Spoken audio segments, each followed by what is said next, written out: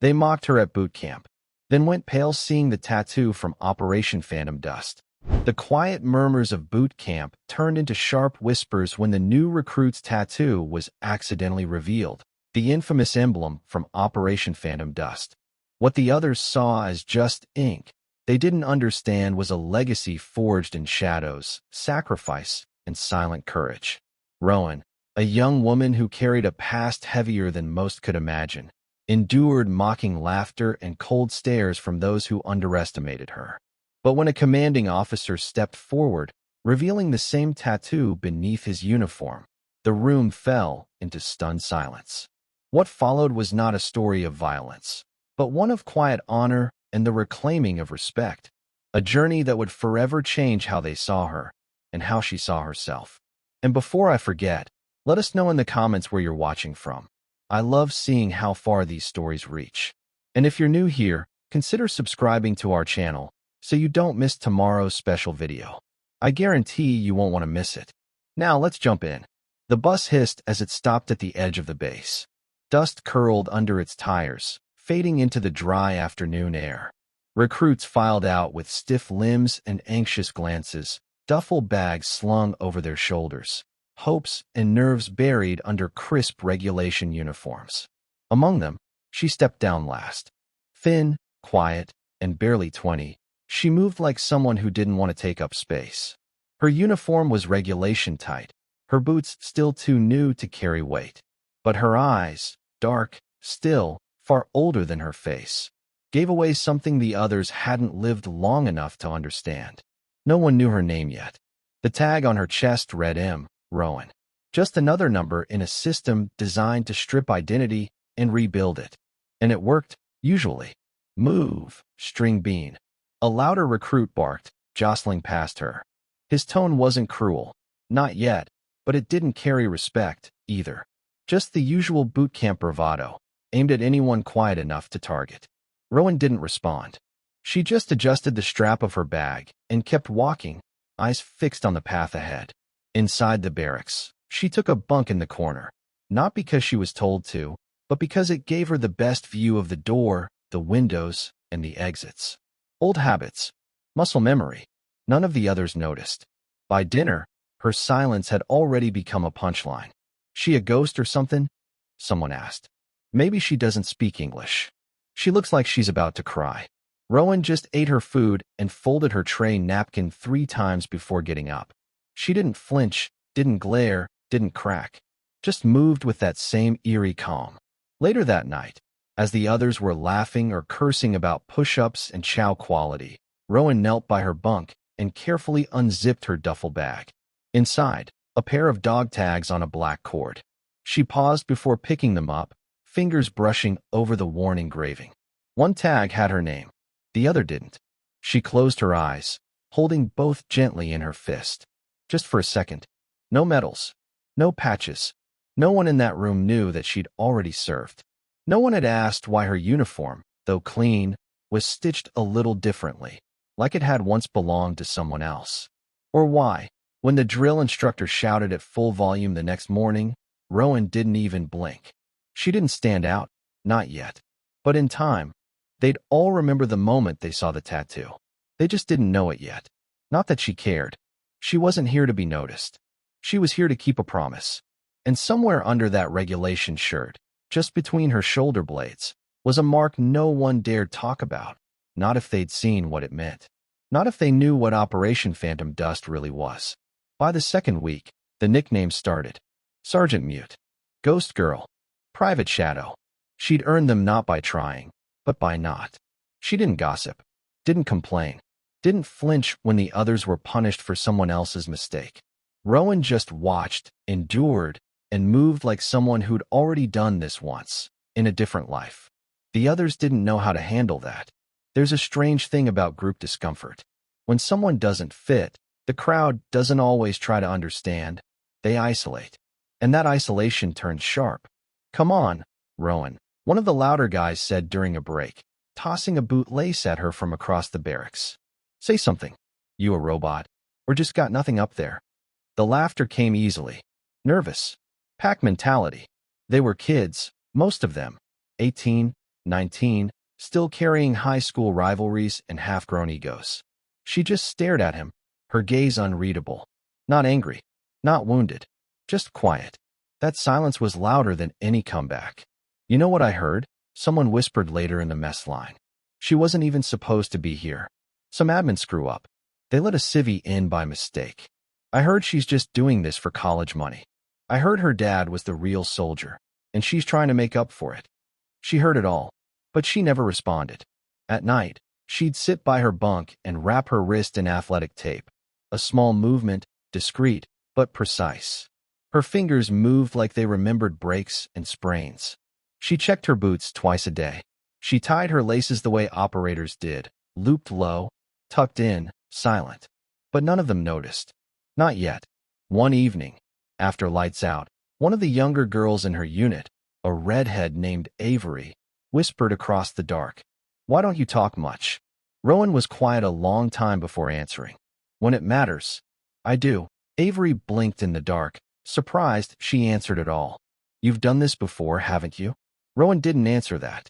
But in the morning, when Avery found a blister kit tucked neatly under her pillow, she understood. And so did the staff sergeant 2 days later during hand-to-hand drills. Because when Rowan's opponent came in too fast, too cocky, and tried to sweep her legs, she didn't fall. She pivoted, redirected, and had him flat on his back in 2 seconds, arm pinned. The instructor narrowed his eyes. "You train somewhere?" Rowen just shook her head. But her stance, low, balanced, controlled, spoke louder than words. The instructor didn't press her. He just marked something in his notebook, quietly, and walked away, because he'd seen that stance once before, in phantom dust. And if that was what he thought it was on her shoulder blade, the scarred ink only visible when her shirt rode up during that takedown, then none of these kids had a clue who they were mocking. Not yet, but soon. 2 days later, the questions started circling higher up. Staff Sergeant Ellis stood outside the captain's office holding a thin manila folder with one hand, the other balled into a fist behind his back. He wasn't a man easily shaken. Afghanistan, Iraq, Syria, he'd done the tour cycle 3 times. Seen kids rise and break under pressure. But this Rowen, didn't fit the pattern. "She's off book, sir," Ellis said quietly as the captain gestured him in. The folder landed with a soft slap on the metal desk. The captain opened it with one brow raised. Inside, 3 pages. Name, blood type, height, clearance code. No deployment history. No listed former unit. No psychological evaluations. No disciplinary record, and no commendations either. Just a flat, government sterile record with 2 many blacked-out lines. "This is all she's got?" the captain asked, flipping the pages, frowning deeper with each turn. Ellis nodded once. "I tried pulling her digital file. Access denied. Even asked a guy I know at CENTCOM. They wouldn't touch it." The captain squinted. "Why not?"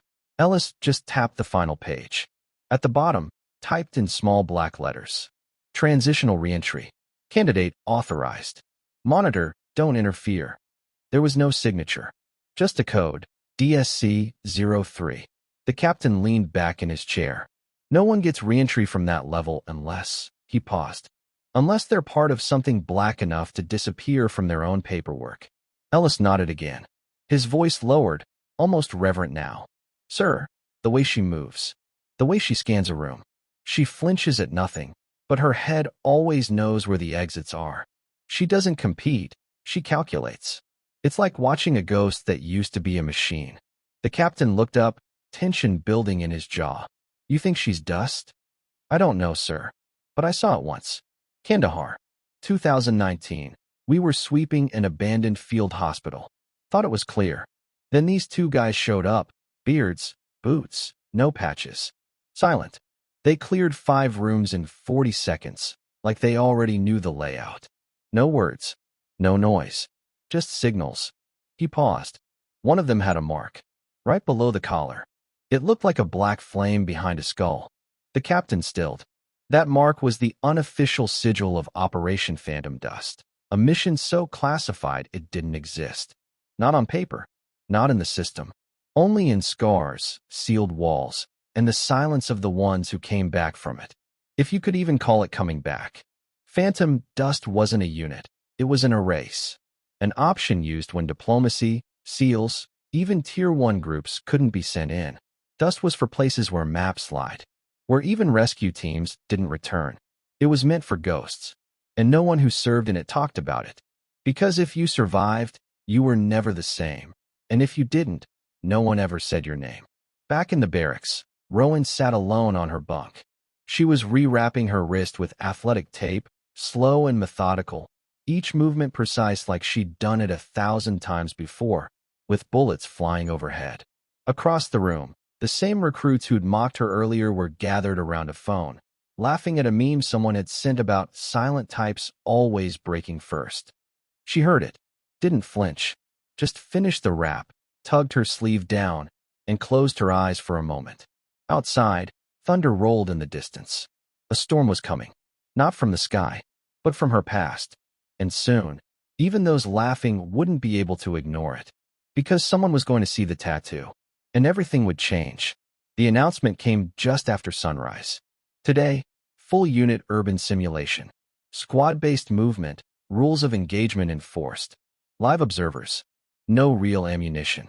The recruits shuffled in line outside the mock city, a concrete maze of hollowed buildings and alleys built to mimic foreign war zones. Broken down cars, charred doorways, crates stacked like cover. It looked like a movie set, but smelled of sun-baked concrete and tension. Some grinned, excited.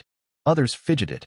Rowen stood in the middle of it all, still, calm, like someone who'd already walked these streets in another lifetime, but with real stakes. The instructors barked names, assigning squads. Rowen landed in Bravo 3, for recruits she barely knew, including Avery and two of the loudest boys, Cruz and Hendricks, the ones who laughed hardest when she said nothing. "Great," Cruz muttered. "Ghost girls in our squad. Guess we'll lose by default." Rowen didn't respond. She didn't need to. Inside the simulation zone, the mission began. Clear buildings, identify hostiles, extract a wounded ally from the center of the zone. Timed. Monitored. It started with confusion. Cruz tried taking point, but fumbled his comms. Hendricks barked orders like he'd seen a war movie once and thought that made him tactical. They nearly missed a marker right out of the gate.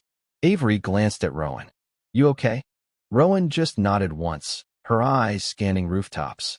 15 minutes in, Bravo 3 breached their first building. Inside, dark hallways, stairwells, open windows. Then chaos. One of the opposing units set off a flash simulation device. Sound burst. Smoke filled the air. Hendricks panicked and fired a paint round blindly, hitting Cruz in the leg. "Technically dead." "Seriously, dude?" Cruz shouted. "You just killed me. You moved into my line of fire." "No, you." "Shut it," Rowen said quietly. Both men froze. It was the first time most of them had heard her speak with authority. And when she stepped forward, her hands moved in a blur, checking corners, waving Avery forward, motioning Hendricks to cover. They followed, without thinking, because in that moment, something shifted. She wasn't improvising. She was remembering. 20 minutes later, Bravo 3 was the only squad to reach the center point without any simulated civilian casualties. Avery dragged the wounded dummy to the evac zone while Rowen directed cover fire. Observers in the tower above began whispering to one another. "What's her name again?" "Rowen. Rowen. She run Black Flag tactics in a bootcamp sim?" "Yeah." "Who taught her that?" No one answered, because no one knew. Back at the debrief, the other squads trickled in. Most looked frustrated. A few laughed it off. One recruit was limping from a knee scrape. Bravo 3 sat in silence. The instructor called out. Only one squad made it to evac in time. No civilian hits. Team leader, Rowen. Heads turned. Half the room blinked like they hadn't heard right. The other half tried to understand how. Even Cruz and Hendricks stayed quiet. As Rowen stood up, the back of her shirt lifted ever so slightly, just enough to reveal a curved line of ink high on her spine. A black flame. And inside it, the outline of a skull. Avery saw it first. She didn't ask. She just stared and understood. The sim was over. But the real mission, the one Rowen never volunteered for, had just begun. It started in whispers. Always does. Not shouted, not said outright. Just passed from mouth to mouth, like rumors laced with awe and confusion. You see that ink on her back? Yeah. Looked like a skull inside flame. Creepy. Nah, man. That's a dust mark. I swear it. You think she's legit? Dude, dust isn't real. It's just something old vets talk about when they're drunk. But not everyone dismissed it. Not the instructors. Not the observers. And not Staff Sergeant Ellis, who stood outside the simulation tower, arms folded, eyes locked on Rowen as she exited the debriefing room. She didn't notice him watching. Or maybe she did, but didn't care. She walked straight past a group of recruits who had mocked her just last week. They parted, silently, unsure if they were supposed to move, unsure if she noticed them at all. That was the thing about Rowen.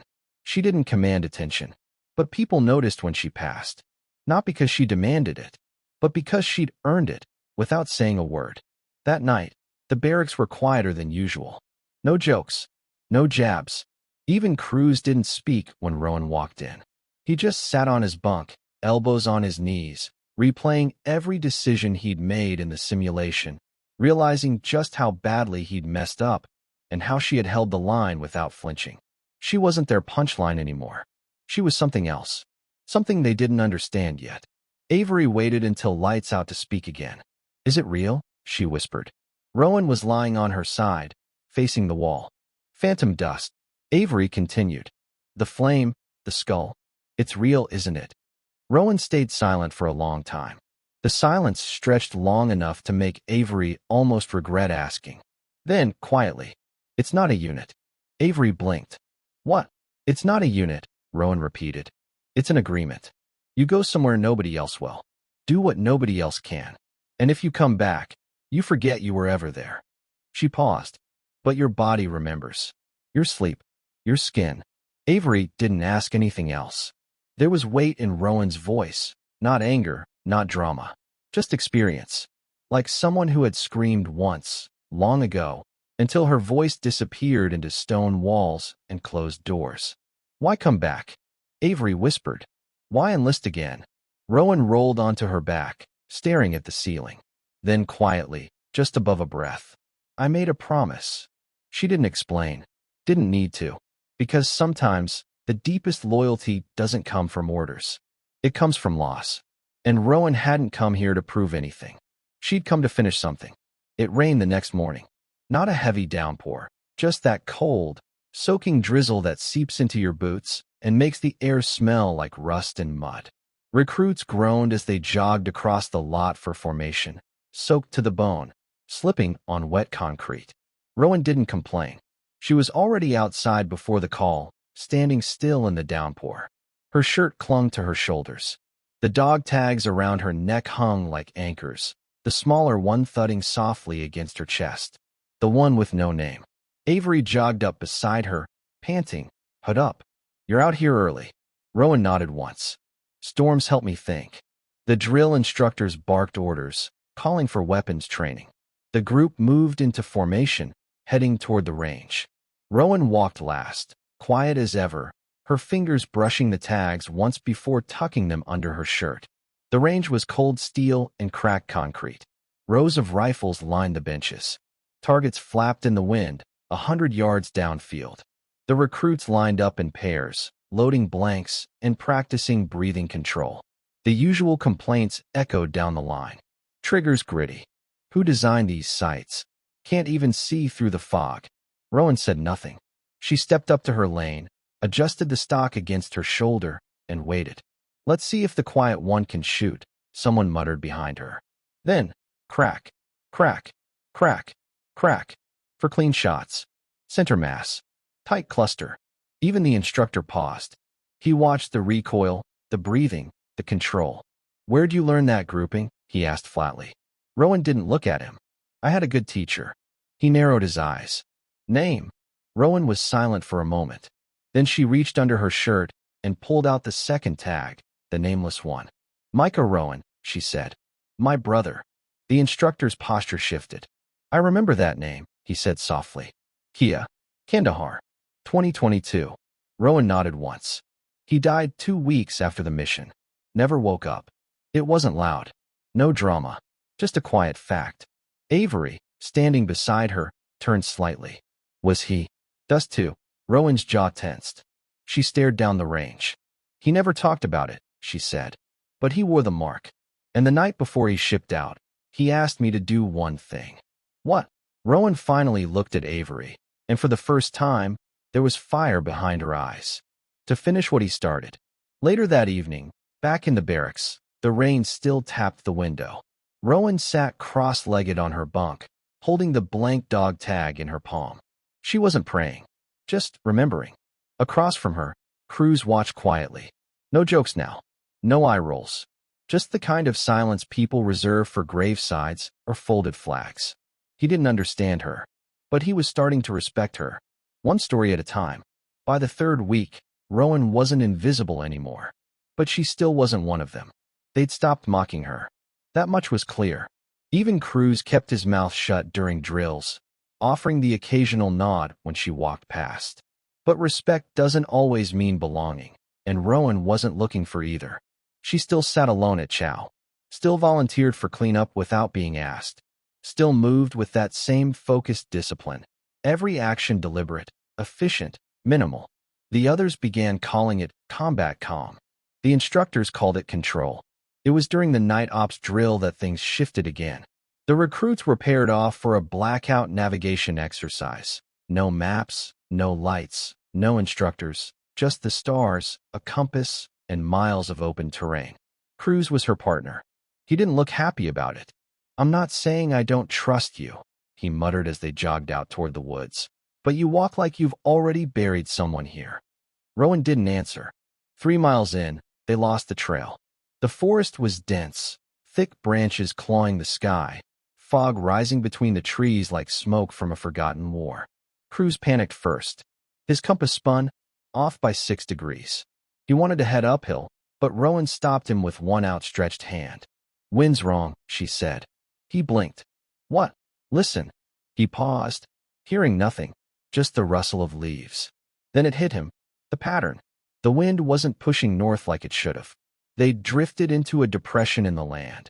And if they climbed now, they'd end up walking parallel to the target instead of toward it. "How do you know that?" he asked. She just adjusted the compass and moved forward. 10 minutes later, they found the waypoint beacon. First team back. The instructors were stunned.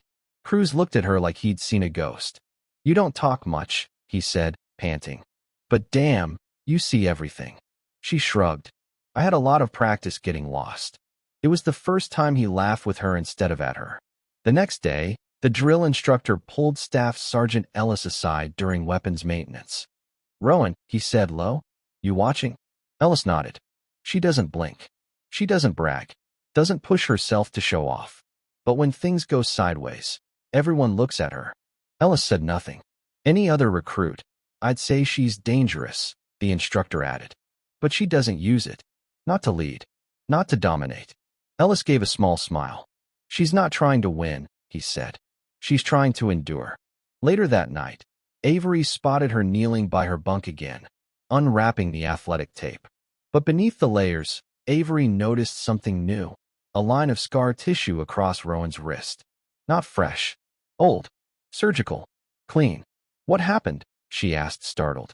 Rowan looked up. "Cobble. Building collapsed. Pinned under debris. Nerve damage." Avery swallowed. "And they let you come back here?" "No," Rowan said quietly. "They didn't." The days blurred into weeks, each one folding quietly into the next. Boot camp had a relentless rhythm. Drill, run, shoot, sleep, repeat, and most recruits learned to dread it less with time. But for Rowan, it wasn't the physical exhaustion that weighed heaviest. It was the silence that followed her like a shadow, the invisible barrier erected by others, the unspoken distance between us and her. She never complained, never raised her voice, never broke under pressure. But beneath the steady exterior, the burden of her past pressed down with invisible hands, a weight no one else could see. During rare breaks between exercises, Rowan would sit alone, shoulders squared but eyes distant, as if the memories she carried were worlds apart from the boot camp grounds. The scar behind her wrist, the dog tags hidden under her uniform, the tattoo etched deep into her back, all reminders of a life she rarely let surface. One afternoon, as the sun softened and the others were scattered around the courtyard, Avery approached her with something crumpled in her hand. The young woman hesitated, then extended it gently. "Who's this?" Avery asked softly, holding out a worn photograph, its edges curled and faded from time. Rowen took the photo with care. The image showed a younger man, in well-worn fatigues, his eyes bright and full of hope. He smiled, a genuine, open smile, the kind that feels impossible to fake. That was Micah Rowen, her brother, the one who had disappeared long before she re-entered boot camp. She stared down at the picture, fingers tracing the creases as if to pull the memory closer. "He was the reason I kept going," she said quietly, voice barely above a whisper. Avery nodded, understanding that some stories are too heavy to tell fully, yet too important to ignore. "You don't have to say more," she offered gently. But Rowen shook her head slowly. "No," she replied. "You should know. Because people like him, they don't just disappear. They stay with you. In every choice. Every step." The weight of that truth hung between them, heavier than any words. That evening, the barracks were unusually still. The usual chatter was replaced by a quiet tension. Suddenly, the sharp crackle of the PA system cut through the calm. "All recruits report to the auditorium immediately. Briefing on upcoming deployment." Whispers rippled through the rooms like wildfire. Deployment. The word itself carried so many meanings: pride, fear, uncertainty. For some recruits, it was a call to prove themselves, a chance to be seen as more than just trainees. For others, it brought dread, fear of the unknown, of leaving home, of never returning. For Rowen, the word was a ghost, a stark reminder of missions past, promises broken, and losses buried deep. In the cavernous auditorium, recruits filled the seats with nervous energy. The commanding officer stepped to the podium, his presence commanding but his voice solemn. "You've trained hard," he began, "and you're ready. Soon, some of you will deploy overseas in support of ongoing operations." His gaze swept the room. For some, this will be your first mission. For others, your next. Rowen felt every word strike like a hammer, resonating between past and present, mixing the ghosts she thought she'd left behind with the reality pressing before her. The faces around her shifted, some eager, others quiet, many unsure. After the briefing, as the recruits slowly filed out, Avery hung back beside Rowen. "Are you ready?" she asked, voice low, eyes searching. Rowen didn't answer right away. She stared ahead, steady, composed. Finally, she met Avery's gaze and said, "I've never been more ready." There was no bravado in her voice, no boast, just a quiet resolve that said everything. The weeks that followed were a trial by fire in slow motion. Each day started with the metallic clang of boots against concrete, a relentless rhythm that drove the recruits from the early morning mist into the harsh glare of the afternoon sun. The cadence was precise, a metronome of discipline designed to break down the self and rebuild it anew.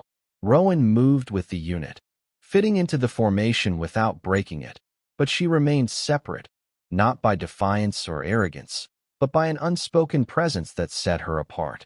Her silence wasn't emptiness, it was weight, a quiet storm waiting beneath the calm exterior. She spoke only when necessary. Her words were measured, carefully chosen, and carried the weight of experience that none of the others possessed. When she did speak, people listened, not because she commanded attention, but because there was an unmistakable authority behind her restraint. One afternoon, the unit gathered in the dusty confines of the close-quarters combat training compound. The air was thick with the smell of sweat and dirt, tension crackling beneath the surface like static before a storm. The recruits paired off, gloves on, eyes sharp. Rowen faced a recruit named Jenkins, a towering figure with a loud mouth and a brash confidence that bordered on cockiness. He circled her like a predator, taunting her. "Hey, ghost girl," he sneered, voice dripping with contempt. "You sure you're not scared to fight? Maybe you'll disappear before you take a hit." Rowen's eyes didn't flicker. She didn't rise to bait. Instead, she studied his stance, how his weight shifted, the tension in his shoulders, the speed of his movements. When Jenkins lunged forward with a reckless strike, Rowen moved like a shadow, sidestepping with fluid grace. She used his momentum against him, spinning into a smooth sweep that brought him crashing down onto the padded floor. Silence rippled through the room. Even the instructors paused, exchanging glances. Jenkins struggled to his feet, flushed with a mixture of frustration and something else, respect. "Not bad," he muttered, wiping dust from his face. "You don't just fight, you think." Later, as the group dispersed, Cruz approached Rowen with a newfound respect evident in his eyes. "You're different," he said quietly. "You don't just throw punches. You move like someone who's seen what losing really means." Rowen nodded, her expression unreadable. "I'm not here to win," she said softly. "I'm here to endure. And to finish." That night, the barracks were cloaked in uneasy calm. The soft rustle of breathing, the creak of bunks settling, a world far removed from the day's chaos. Rowen lay on her bunk, eyes fixed on the ceiling where faint cracks marred the paint. The weight of unspoken expectations pressed down on her, the memories she carried, the promises etched deep in her bones. A gentle knock interrupted the quiet. Avery stood at the doorway, clutching something folded and worn in her hands. "I found this," she whispered, stepping inside. Rowen sat up, taking the letter. The familiar handwriting on the aged paper pulled at something buried deep within her. It was from her mother. The letter spoke of hope and fear, of a family waiting, watching, and praying for her safe return. Words of love wrapped in the quiet strength that had kept Rowen grounded all these years. For the first time in what felt like forever, Rowen allowed herself a fragile smile. Because no matter what lay ahead, no matter how dark the road, she was not alone. And sometimes that was enough. The days grew heavier, each one marked by the relentless march toward an uncertain horizon. Deployment wasn't a distant possibility anymore. It was real, immediate, pressing down on every moment with the weight of inevitability. The horizon was no longer a vague outline on some far-off map. It was a shadow looming just beyond the barracks walls. Rowen moved through training with a quiet resolve, her every step measured and deliberate. Each drill, each exercise was a test, not just of skill, but of endurance. She was preparing for a future she'd been trying to face for years, yet it never felt any easier. Despite the repetition, the routine, the structure, something had shifted in the unit. It was subtle, almost imperceptible. A tension stretched taut beneath the surface, like a storm gathering just out of sight. That evening, after the day's exhausting drills, the recruits gathered in the common area. Laughter and chatter buzzed around the room, some nervous, some confident, but Rowen sat apart, a quiet island amid the noise. She was lost in thought, the weight of memories heavy behind her calm exterior. Avery approached, hesitating for a moment before sitting down beside her without a word. The silence between them was not uncomfortable. It was filled with understanding. Finally, Avery broke the quiet. "Do you ever think about what comes after? After boot camp? After deployment?" Rowan's eyes flicked toward her, steady and clear. "All the time," she said quietly. "But I don't dwell on it. Not yet." Avery nodded slowly, her voice barely above a whisper. "Sometimes I wonder if we're really ready. If we can live with what we see." Rowan's gaze hardened, shadows flickering in her eyes. The weight of her past pressed behind her words. "We don't get to choose what we see," she said quietly. "Only how we carry it." The words hung between them, heavy with meaning. Avery didn't ask for more. She didn't need to. The following morning brought a briefing unlike any other.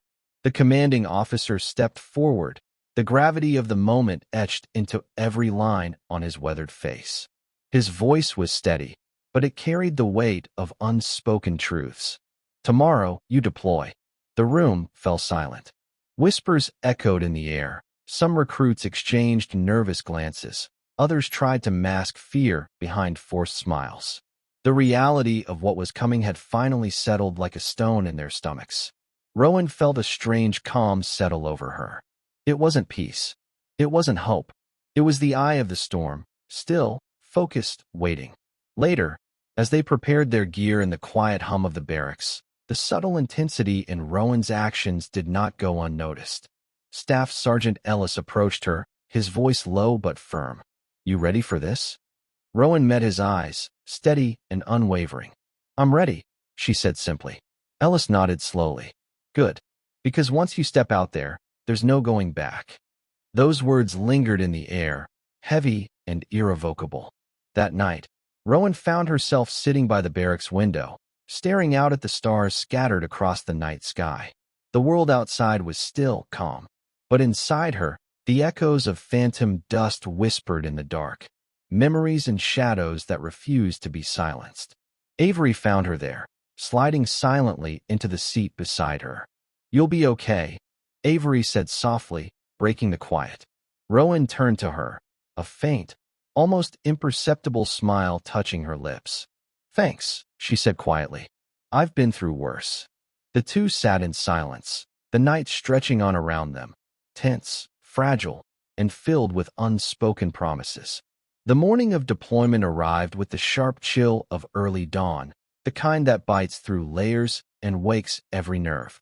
The sky was a muted gray, heavy with low clouds that threatened rain but held back, as if the world itself was holding its breath. The air was still, thick with anticipation and unspoken fears. Recruits moved quietly across the base, their faces tight with focus, eyes shadowed by the weight of what lay ahead. The usual energy of camaraderie and banter was replaced by a heavy silence. It was the calm before the storm, the collective moment when all the nerves, hopes, and fears compressed into a single, taut line. Rowan was among them, moving with the same calm precision she had cultivated over years. Her pack hung loosely over one shoulder, the dog tags around her neck catching the faint light like dull metal echoes of a past life. She blended into the crowd, a shadow in uniform, silent but present. The unit gathered on the parade ground for final inspection. The sergeant barked orders with a practiced sharpness, calling recruits to step forward and show their gear. "On me. Show me your kit. Uniforms tight, equipment secure," he commanded. Rowan stepped forward. The cool morning breeze tugged at the collar of her jacket. As she adjusted it, just for a fleeting moment, the fabric shifted, revealing a glimpse of the tattoo on her upper back.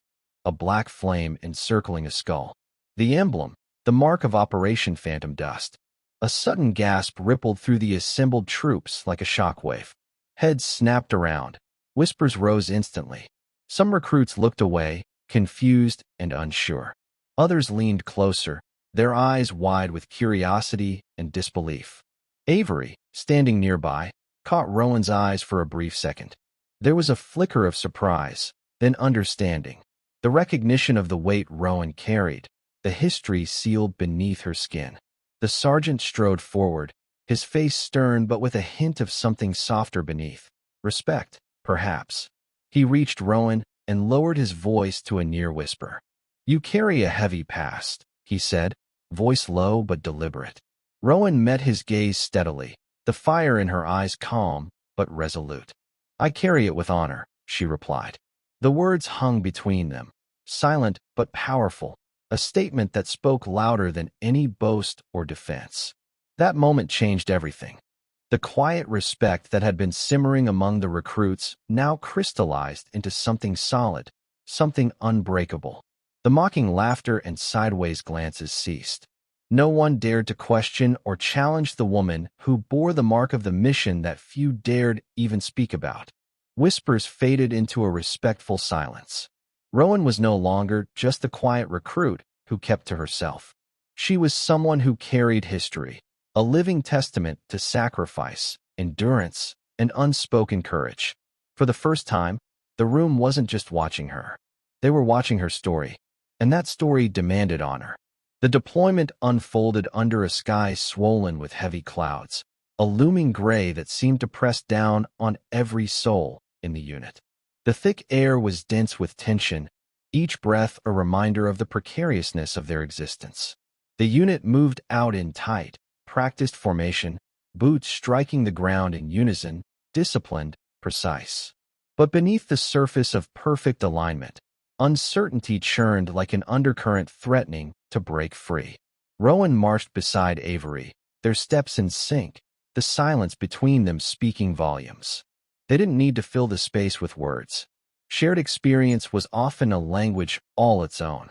In those long, grueling days that followed, the unit's routine blurred into a series of missions, debriefings, and nights punctuated by the distant, haunting echoes of gunfire and the crackle of radio static.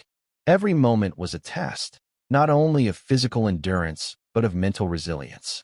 The pressure welded the recruits together in a way nothing else could.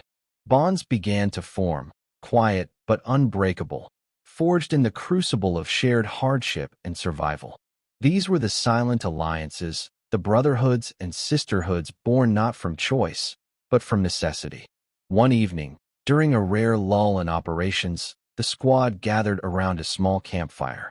The orange flames flickered against tired faces, casting long shadows and momentary warmth. There was laughter, tentative but genuine, as stories passed from one voice to another. Stories not just of combat or strategy, but of home, of family, of loss, and of hope. The kind of stories that remind you what you're fighting for and what might still be waiting for you when the fighting ends. Rowen sat slightly apart, as was her way, watching the scene unfold. The stoic mask she wore most days softened just enough to allow the faintest smile when Cruz tried a clumsy joke.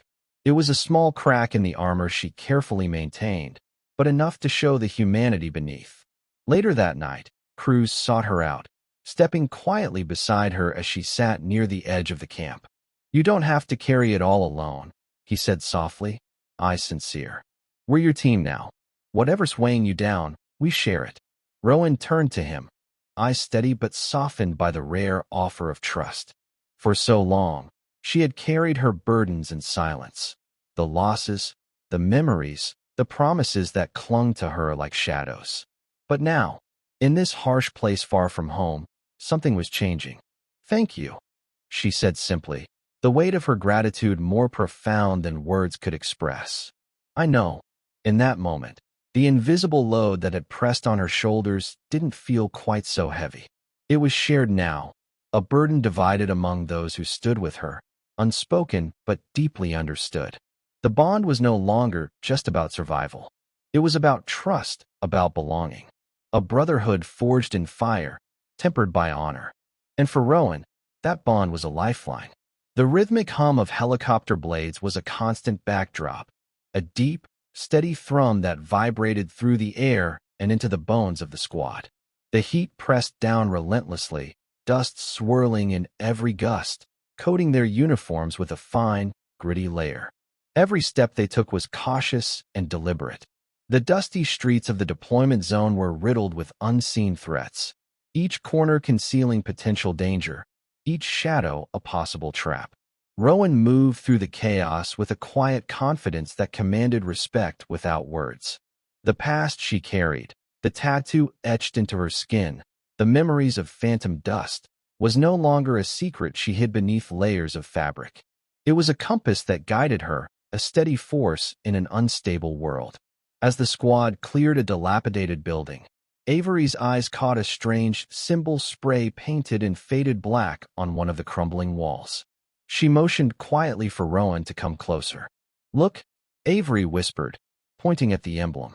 Rowen stepped forward, her fingers brushing the jagged edges of the paint.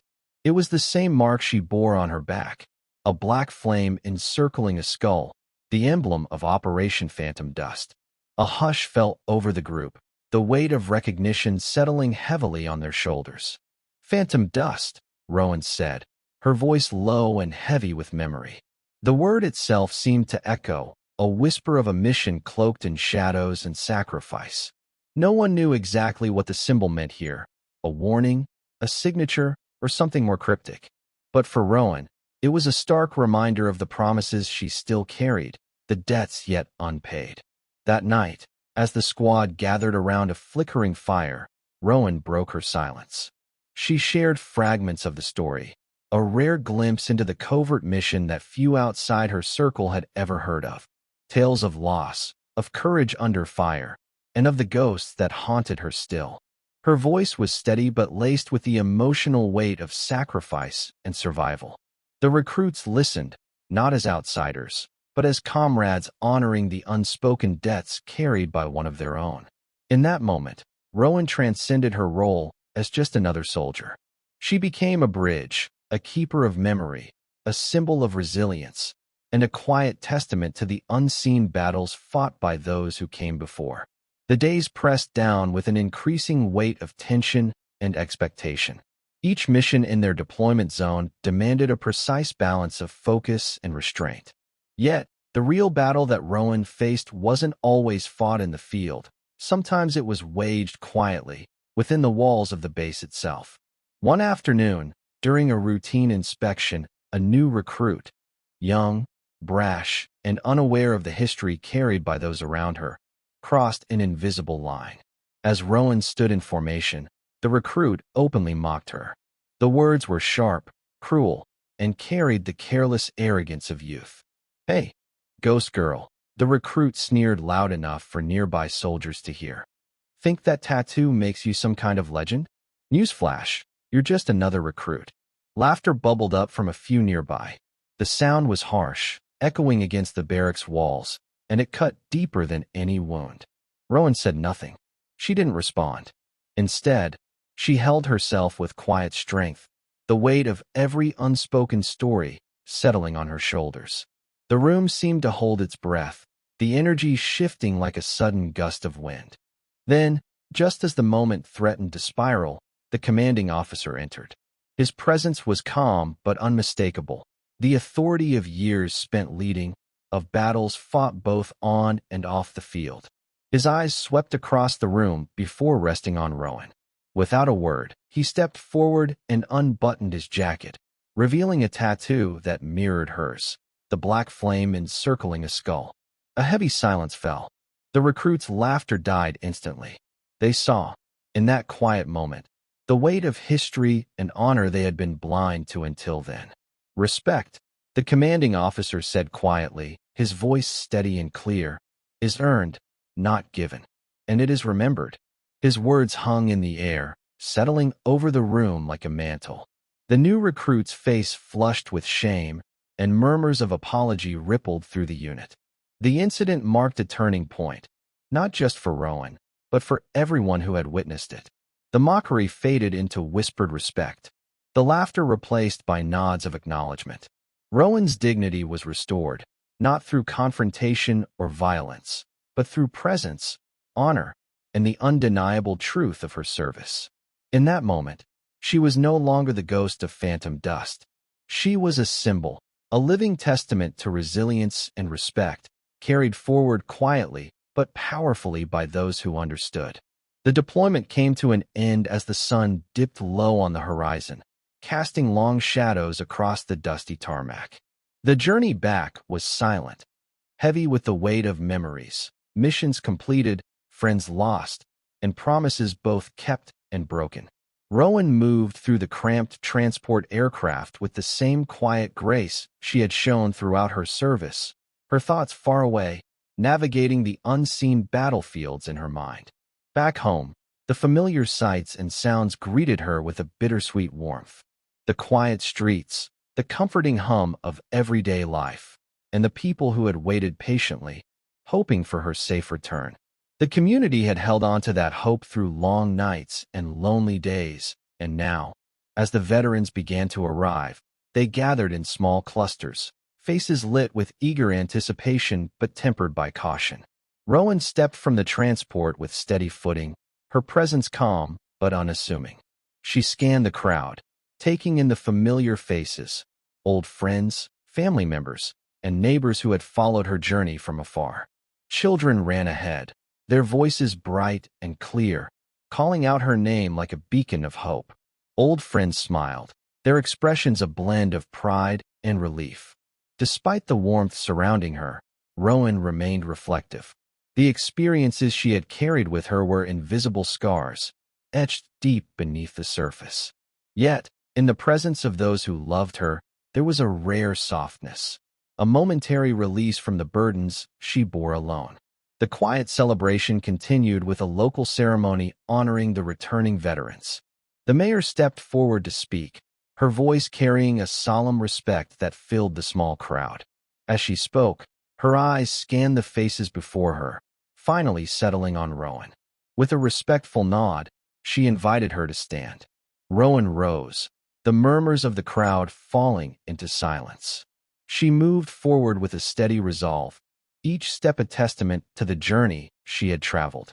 Then, in a moment charged with significance, she removed her jacket, revealing the tattoo on her back, the black flame encircling the skull, the emblem of Operation Phantom Dust. The crowd's reaction was immediate and profound. Silence washed over the gathering, heavy with recognition and awe. Then, as if a dam had broken, applause erupted, filling the air with a powerful, collective acknowledgement. No words were needed. The tattoo spoke volumes, a symbol of sacrifice, endurance, and quiet strength. In that instant, Rowen's story, once hidden beneath layers of silence and shadows, found its voice. The girl who had been mocked, underestimated, and overlooked now stood honored and recognized. The community embraced her not just as a veteran, but as a symbol of resilience and dignity. The applause continued as Rowen allowed herself a small, grateful smile. This was more than a ceremony. It was a reclaiming of respect, a restoration of honor long overdue. And as the sun set, painting the sky with hues of orange and gold, Rowen felt a quiet peace settle within her. The past and present had finally found balance, and the future, uncertain but hopeful, stretched out before her like an open road. The ceremony had ended hours ago, but the quiet reverberations of that day still hung in the air like a gentle breeze. The soft murmurs of gratitude from friends and strangers alike echoed in Rowen's mind, weaving a tapestry of respect and recognition she had long been denied. The proud glances exchanged among those who had witnessed her reveal settled over her like a warm cloak, an invisible shield of dignity and honor. As twilight faded and night crept in, Rowen found herself drawn away from the bustle of homecoming celebrations. She walked to the edge of a small, serene lake near her childhood home, a place untouched by the chaos of war or the noise of the world. The water lay perfectly still, reflecting the stars above with an almost sacred clarity, a mirror to both past and present. She sat on a smooth rock at the water's edge, the coolness of the evening air brushing against her skin. Slowly, almost reverently, Rowen reached behind and traced the tattoo on her upper back, the black flame encircling the skull, the emblem of Operation Phantom Dust. The ink wasn't just a mark on her skin. It was a living memory, an emblem etched in pain and perseverance, sacrifice and survival. It carried the weight of battles fought in shadows, of friends lost, and promises kept in silence. In that moment of stillness, the immense weight she had carried for so long felt lighter, not because the past had changed, but because it was finally seen, acknowledged, and honored by those who mattered. The ghosts that had haunted her nights seemed less fierce, their whispers softened by the quiet strength she had reclaimed. Her phone buzzed softly in her pocket, breaking the sacred silence. She pulled it out and saw a message from Avery. "We've got your six." Always. The phrase, military slang for watching your back, was simple but profound, a promise of unwavering support and loyalty. Rowen smiled, a rare and genuine warmth filling her chest. The loneliness she had felt for so long began to dissolve, replaced by a steady flame of connection and hope. She whispered softly to the night, her voice barely more than a breath, "Thank you." As the stars twinkled silently overhead, witnesses to her journey, Rowen felt a quiet peace settle within her soul. The ghost of Phantom Dust was no longer just a shadow lurking in the past. She was a living testament to courage, to resilience, to the unyielding strength of those who endure in silence. And with that peace came a new beginning. The path ahead was uncertain, yes, but it was hers to walk, with honor, dignity, and the quiet confidence that she was never truly alone. The night embraced her gently, and the stars above shimmered like silent sentinels watching over a warrior finally at rest. Thank you for following this story. If you enjoyed it, please subscribe and share your thoughts below. Where are you watching from? Let us know in the comments. Stay tuned for more immersive tactical stories.